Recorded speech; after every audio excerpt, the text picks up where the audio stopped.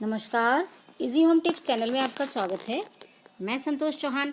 आज हम बनाने जा रहे हैं मूंग की धुली हुई दाल से, जो पीली वाली दाल होती है, उससे एक बहुत ही बढ़िया स्नैक्स।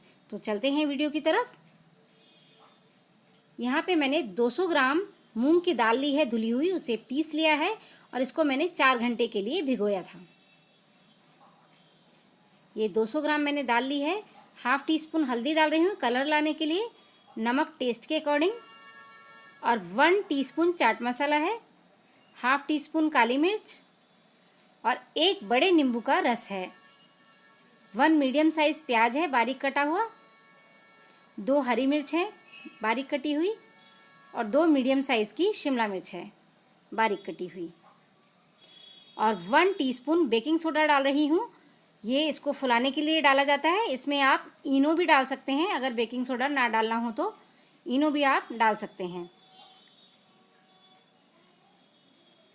ये जब तवे पे इसको बनाया जाता है तो ये फूल के दुगना हो जाता है।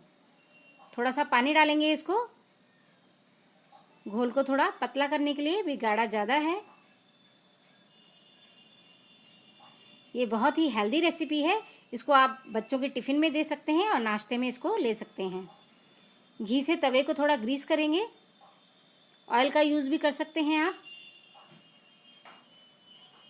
जब हम बैटर डालेंगे तो फ्लेम को हम लो कर देंगे और उसके बाद हमने मीडियम करना है।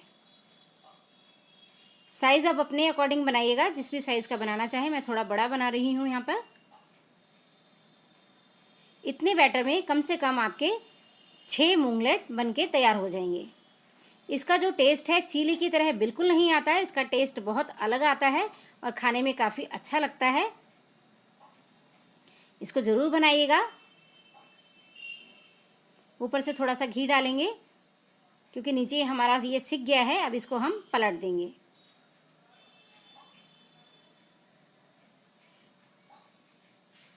दूसरी साइड से भी हम इसको करारा होने तक सेकेंगे।